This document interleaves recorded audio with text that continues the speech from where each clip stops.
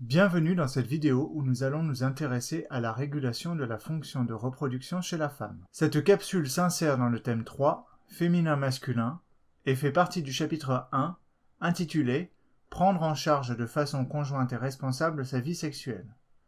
Cette vidéo servira de conclusion au grand A, la régulation hormonale du cycle chez la femme, de la partie 1, la pilule, une méthode de contraception régulière.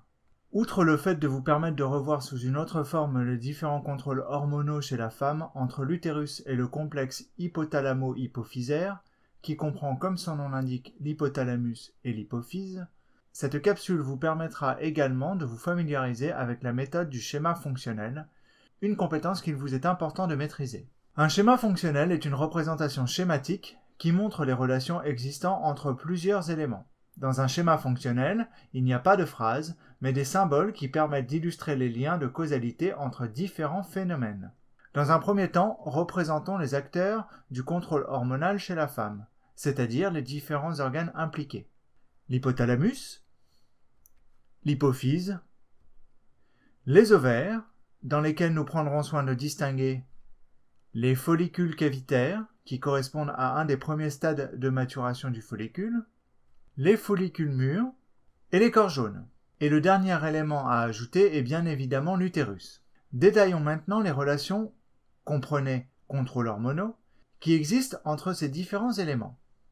L'hypothalamus sécrète de la GnRH pour Gonadotrophin Releasing Hormone. La GnRH agit sur l'hypophyse qui va sécréter de la FSH pour Folliculo-Stimulating Hormone. Cette FSH va stimuler le développement des follicules. En début de cycle, ces follicules immatures ou follicules cavitaires libèrent de petites quantités d'œstradiol dans le sang. Dans le cours, nous avons utilisé le terme d'œstrogène au pluriel. Sachez que l'œstradiol est une hormone de la famille des œstrogènes. Ces faibles doses d'œstradiol vont agir sur l'utérus et y provoquer les règles, puis vont y entamer le développement progressif de l'endomètre. Elles vont également agir sur l'hypothalamus et l'hypophyse et limiter la quantité de GnRH et de FSH qu'ils produisent respectivement. On parle alors de rétrocontrôle négatif. Une fois arrivés à maturité, les follicules mûrs libèrent dans le sang de grandes quantités d'œstradiol, car ces follicules sont maintenant composés de nombreuses cellules qui produisent des œstradiols. Cet œstradiol va agir d'une part sur l'endomètre et y booster la prolifération des cellules, et d'autre part sur le complexe hypothalamo-hypophysaire. Ce pic d'œstradiol va provoquer la libération de GnRH par l'hypothalamus, qui va entraîner une forte sécrétion par l'hypophyse de FSH et de LH pour luteinizing hormone ou hormone lutéinisante en français. Le pic de LH déclenche alors l'ovulation. Comme la quantité d'œstradiol stimule ici la sécrétion d'hormones par l'hypothalamus et l'hypophyse, on parle de rétrocontrôle positif. La diminution de la quantité de LH va stimuler la formation du corps jaune. On entre alors dans la phase lutéale.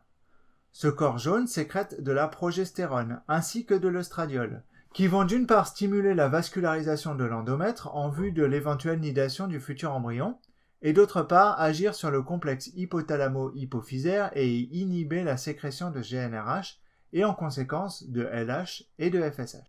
On parle ici de rétrocontrôle négatif. Tant que le taux de progestérone dans le sang est important, le développement d'un nouveau follicule est impossible, mais la diminution de la LH entraîne une diminution de la stimulation du corps jaune qui finit par régresser.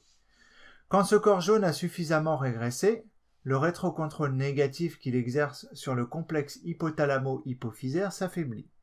La sécrétion de GnRH par l'hypothalamus augmente, ce qui entraîne une sécrétion de FSH par l'hypophyse. C'est le début d'un nouveau cycle. En cas de fécondation, la cellule œuf va très vite libérer du HCG pour Human Chorionic Gonadotropin, une autre hormone qui a un rôle analogue à celui de la LH. Elle maintient le taux de progestérone et d'œstradiol par la stimulation des cellules du corps jaune et donc le maintien de la muqueuse utérine. Notre schéma fonctionnel de la régulation hormonale chez la femme est maintenant terminé. Si des points vous paraissent encore obscurs, n'hésitez pas à revenir sur cette vidéo ou à comparer ce schéma avec les documents remplis en cours. Nous terminons ici cette vidéo, nous poursuivrons le chapitre 1 en cours où nous nous intéresserons au mode d'action des pilules œstroprogestatives.